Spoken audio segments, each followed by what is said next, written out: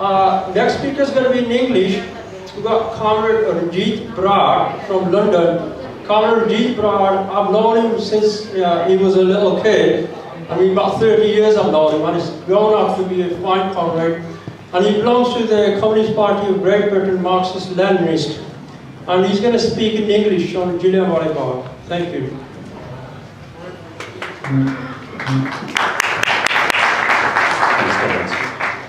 Comrades, I would like to say it's a pleasure to be with you, but on such a solemn occasion, pleasure is perhaps the wrong word. Can I just ask before I begin, how many of you were born before 1947? Can you put your hands up? Anyone born before 1947? So there are more people here probably than in most crowds who would remember pre-partition India. Comrade Bhagwan has said a little bit about the Jallianwala Massacre. My father also came in 1962. My father, Ranjeet Brar, some of you will know. My father was born in pre-partition India. And he often stressed to me when I was growing up, you know, I was born in pre-partition India, but there were so few English. We sometimes wondered how on earth the English came to colonize India. No offense, Paul. No offense to our English comrades in the room. He said, how could these, you know, this nation, when you meet them, it seems in many respects so mediocre. How can they come? And there were never more, don't forget, there were never more than 300,000 Englishmen in India. Yet they ruled and subjected a nation. Well, at the first time of conquest, at the Battle of Plassey in 1757. At the Battle of Plassey, they came very quickly. The East India Company, don't forget, a trading company, came to rule an area of Bengal, then the richest part of India, that had 150 million people under its direct company rule. And that area expanded and expanded. Lord Clive of India, as he came to be known. There's still a statue of Clive. I don't know how many of you recently have been to London, been to Trafalgar Square, been to St James's Park. If you look up towards what used to be the India offices, there's a statue right adjacent to what now is Winston Churchill War Rooms. There's a statue of Clive. Clive, quite innocuous. No one really knows who he is. The tourists walk past him. But this man was responsible 200 years ago, 250 years ago, for the initial colonization of India. When the British first came to India, they established a few ports around the coast of India. They called them factories, but they were trading stations. And within, the monopoly of India trade for India was granted to a company, the East India Company, by Queen Elizabeth I in 1600. Did you know that? This company then it folded several times. But it gradually went on through slave trading, through trade, to build up its capital and to become an important political player in India. To the point that they were able to back or not back certain rulers. And the Battle of Plassey in 57, they actually managed to displace the Nawab of Bengal and take direct administrative control. And they did several things which forever changed the history of India from that period. They very quickly changed the way taxes were levied. They petitioned, the Mughal Empire was in decline. They'd recently been sacked by the Shah of Persia, and they came into India at a time of disarray, and they were able to play rulers off one another, and they were able to appropriate themselves the right to directly gain taxes from the colony that they'd taken. And they very quickly increased the tax. Marx likes to say that quantity transforms itself into quality. And they fundamentally changed the structure of Indian society through these relatively simple measures. Whereas the Mughal rulers used to take about 15% tax in kind. Peasants grew crops, the villagers were there, they would take the taxes, and that was the wealth of the Mughal Empire, as well as taxing trade routes. The British changed that. They said, actually, we're going to increase the taxes. They rapidly increased taxes threefold. Came from 15 to 60%. 60% tax, you can imagine what a difference that makes. But not only did they not want it in kind, they wanted it in cash. So they switched to cash crops. They switched to a level of taxation which rapidly impoverished the Indian population over whom they ruled. And very soon Lord Cornwallis came and introduced the permanent settlement and introduced direct capitalist relations in land. They totally transformed the fabric of Indian society, and famine became a permanent feature of India. It's interesting how the control of information is key to the very powerful. And it's something that remains very true today. I am going to come directly to the Jallianwala Bagh Massacre. But you know, the control of information is key. There is very little taught about British imperial and British colonial history to children at school. You know, the crowd who are here today, it's good that you're here, it's good to mark this occasion, but this is something which doesn't just concern you. It doesn't just concern the Indian population. It concerns, in fact, the entire world's working class, because this is the mechanism by which primitive accumulation happened. How is it that Britain came to be such a wealthy country? Why is it that so many people from the Punjab and all over the British Empire and all over the world make their way to the centre of finance capital? They make it for a better life for their children, because their domestic countries have been impoverished. And Marx wrote, primitive accumulation, the way in which the capitalists became wealthy, was a chapter that was written in human history with fire and blood. And the Indian people bear testimony to that. You know, it's often talked, wherever working people come together and think, you know, we don't have good housing, we don't have good education, we don't have good healthcare, there must be a better way of organising society, can't we change things in our interest? We're often taught, someone will stand up and say socialism does not work, communism was a failure. Whatever you do, look at Stalin's Russia, look at Mao's China, and without historical fact, in fact it's totally false, they will tell you wherever the working people come to power there is great famine, great hunger, great destitution, great poverty. Don't try and change things, just go on, eke a miserable existence and carry on. It's interesting, I just read an article the other day, and you found out that half of Britain's land area is owned by less than 1% of the population. About 1,000 families actually own half of Britain's land's area. Those people who own that land, where does the wealth come from? Yes, there's a medieval class, but so many of them looted that money from empire. You know, if you try and work out the reparations that you have to repay what was looted from India, probably 4 or 5 trillion, that Britain would be unable to pay it back. And that really impinges upon the question of why they're very reluctant to offer any kind of apology for such atrocities as the Jallianwala Bagh Massacre. And the Jallianwala Bagh Massacre is by no means the worst crime that the British have committed. We're told that Great Famine happened and is synonymous with revolution. But England's rule in India was synonymous with Great Famine, genocide, great man-made disasters which could have been averted. In the last 25 years, this is not a fact that is taught. It's a fact that is buried, but it is a fact that is absolutely true, and I invite you to go and look up. There's a book called Late Victorian Holocaust, and it's a very powerful read. But in the last 25 years of the 19th century, so between 1875 and 1900, Britain in India oversaw the deaths of some 30 million Indians by starvation. They did so for a couple of reasons. And it's worth just very briefly talking about them, because I want a picture of British India. Because when we're told about the Jallianwala Bagh Massacre, it's normally painted in isolation, like it's just something that happened. It's a terrible crime. Theresa May even was able to express her deep regret, and Corbyn has called for a full apology. But there's no, you know, I'm much more in favour of general information about how it is that 50 troops could be led by a British general who'd recently been disgraced in World War I and led Indian troops against the Turkish in Mesopotamia, and yet there he was, you know, there he was, leading 50 troops to a mass meeting protesting for independence. 50 troops armed with, as Shearer was saying, Lee-Enfield 303 rifles, which they just used to such deadly effect in World War I, where they could encounter a crowd of 25,000. It really was a patch of, you know, a rough ground, a stone's throw from the Golden Temple in Amritsar. I don't know how many of you have been there and visited the site. And how he can file into the meeting knowing it was taking place about 5 in the evening, 1 week ago on Saturday, 100 years ago.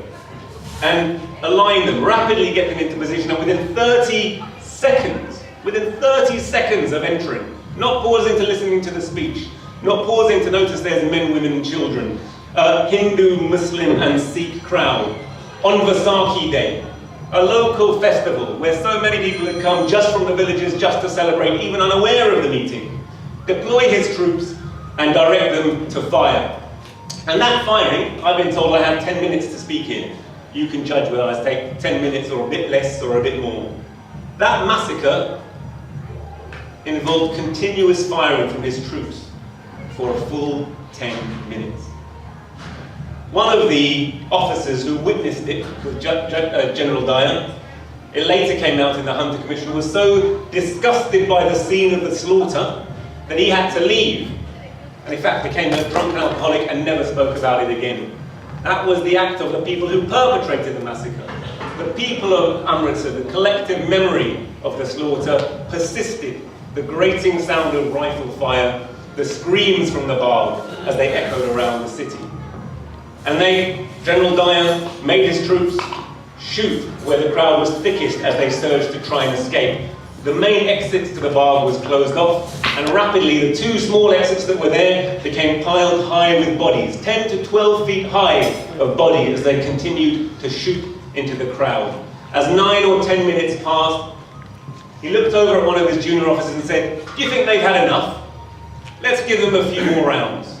And they continued to fire. When their rifles were becoming too hot to hold, he ordered the ceasefire when they had discharged 1,650 rounds into a crowd, live ammunition, 1,650 rounds, point-blank range into a crowd of 25,000. It was a moment of clarity for the Indian people. The Indian people had just come out of World War I. 1.1 million Punjabis and 1.4 million Indians had been mobilized to fight for the British in World War I. And they fought in several theatres. They fought in Mesopotamia. They fought against the Turkish in the Mediterranean, at Gallipoli, some of them being wiped out in that debacle. And they had fought in European theatre of war. And like the revolutionaries of the Ghadar movement, who initially had left India to seek better wages, better employment, better lives, as many of you have come to this country for the same reasons, they found when they were in the British Army that they were limited in rank. They couldn't rise above a certain level. They had less rations. They were treated with disrespect. They were given the most dangerous jobs.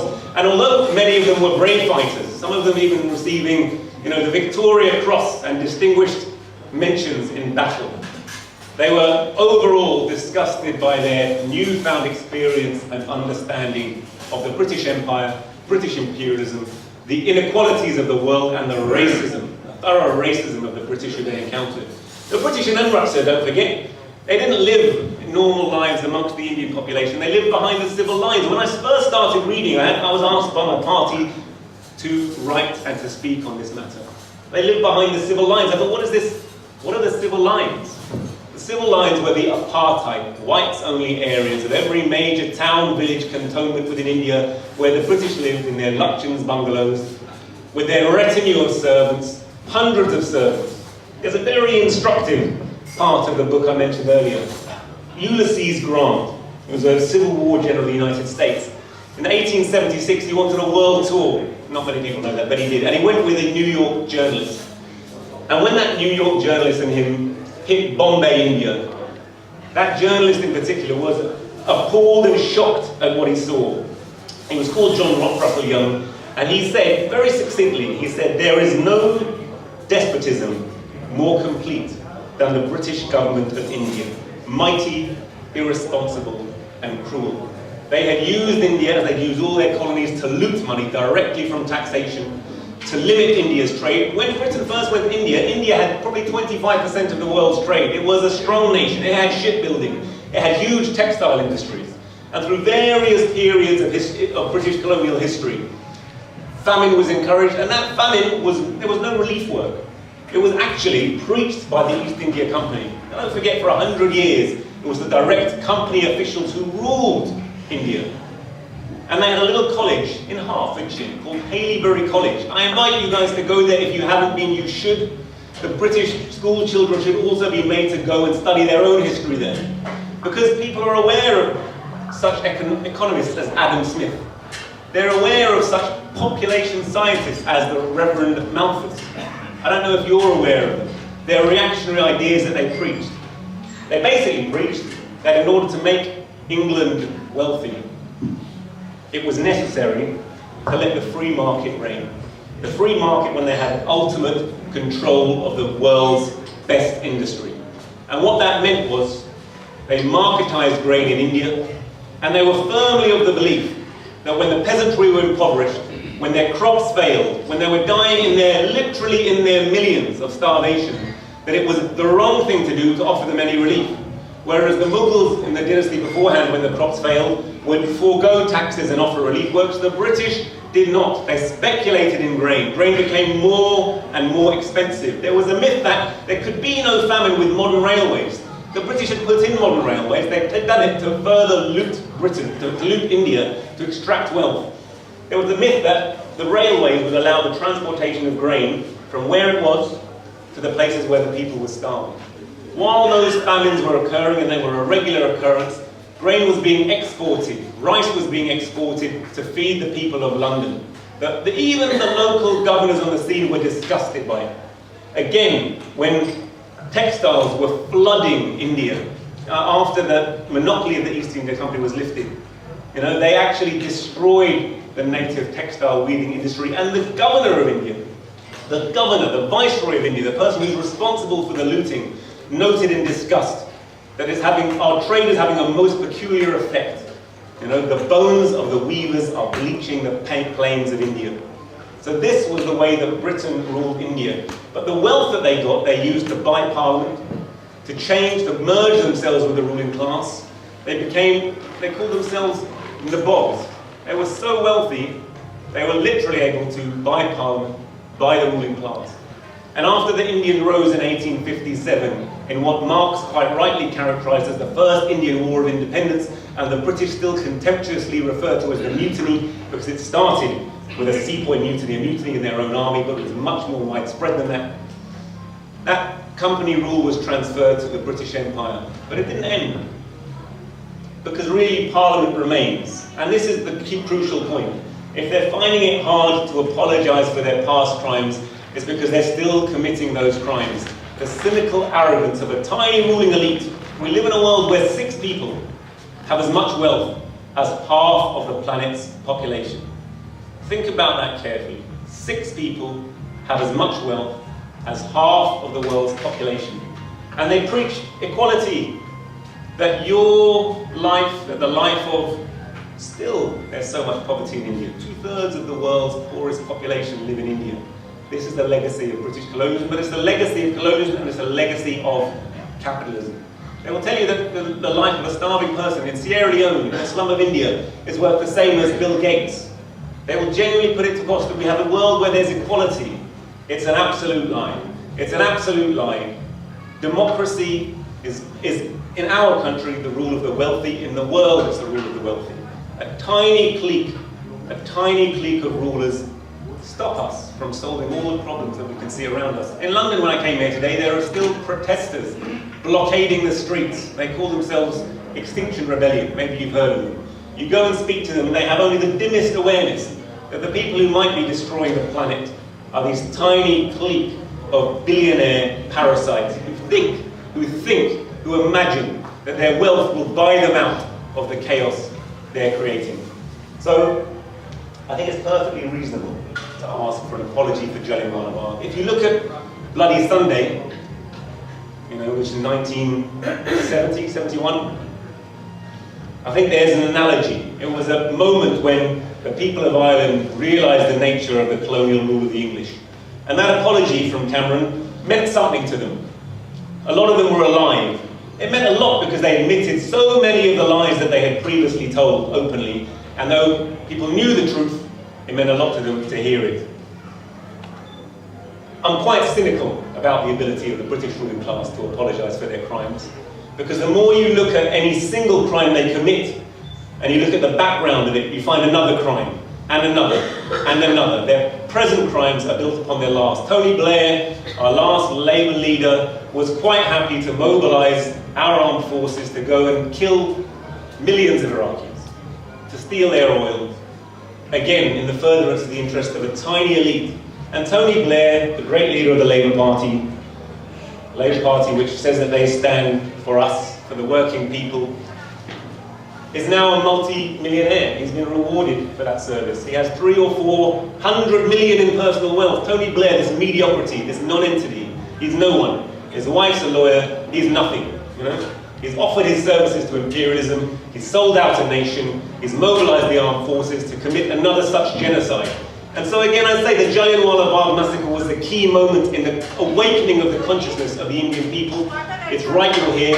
The best thing that we can do to prevent these kind of massacres happening again, to remember those who have been massacred and murdered by imperialism in India, in Africa, you know, the slave trade, in its ongoing relations, let us not forget. It's not something that just happened in an isolated way in the past. The modern world was built upon the economic relations forged by British imperialism, US imperialism, other imperialist countries.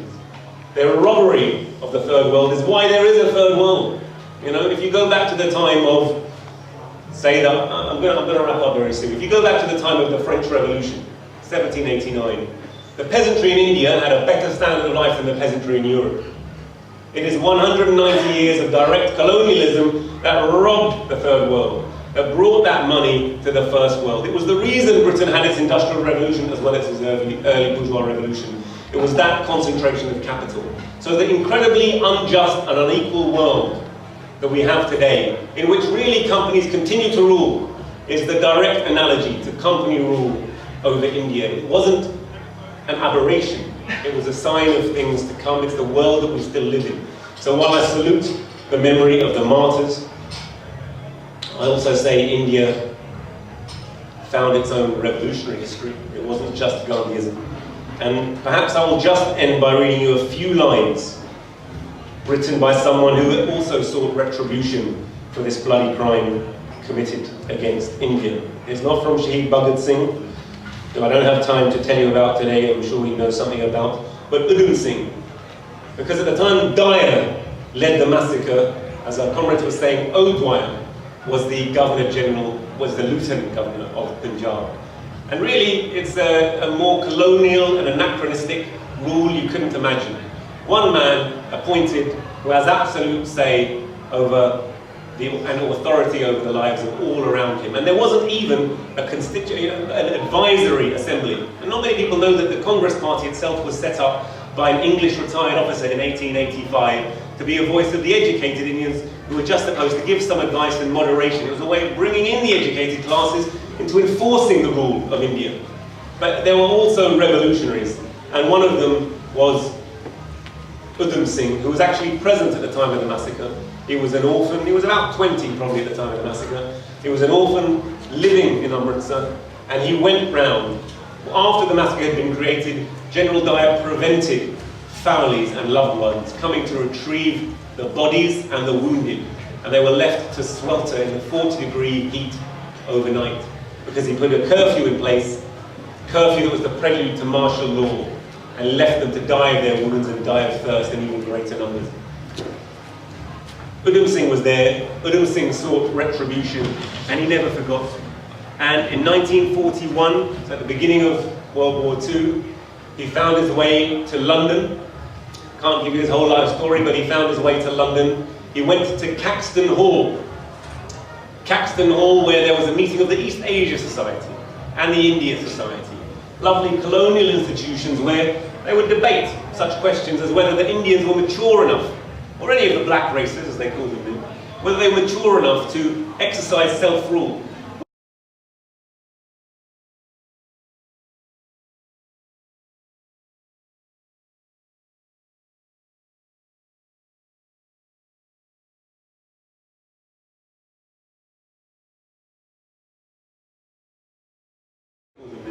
Whether they were mature enough to exercise self-rule, whether they had raised themselves to national consciousness.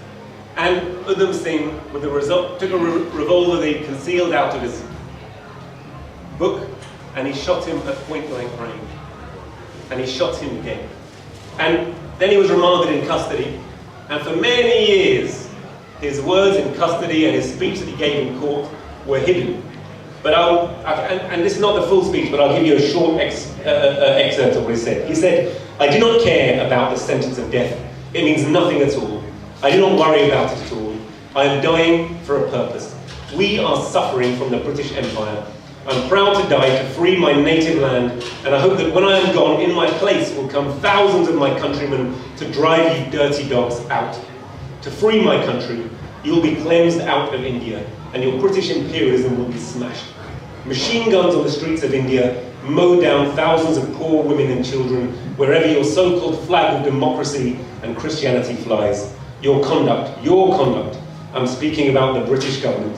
I have nothing against the English people at all. I have more English friends living in England than I have in India. I have a great sympathy with the workers of England. I am against the imperialist government. Comrades, I'm going to end, but I'm going to end by saying that imperialist government may not commit its crimes today as openly and candidly as it did then, but it is very much in existence. There was a revolutionary tradition that was born out of the realization of what imperialism was that still lives on. It seems like a tough period now that we're going through. People feel disempowered, disenfranchised and hopeless. I'd invite you to come and speak to us at the stall at the back.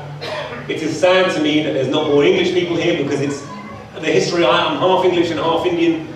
You know, we don't have to shy away from the fact of what imperialism was. We simply have to disown it and say that it is wrong and that it must fall. I'm sad that there are not more young people here to learn about the true history. And I think rather than just seeking an apology in a passive way, the best way of extracting an apology from the Indian people was to seek their liberation, was to take back their country.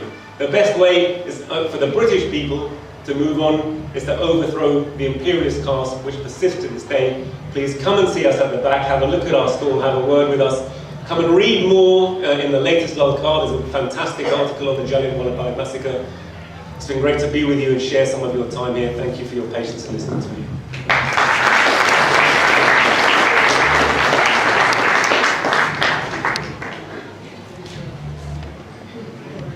Thank you very much, Dr. Ranjeet, Dr. Lee-Enfield.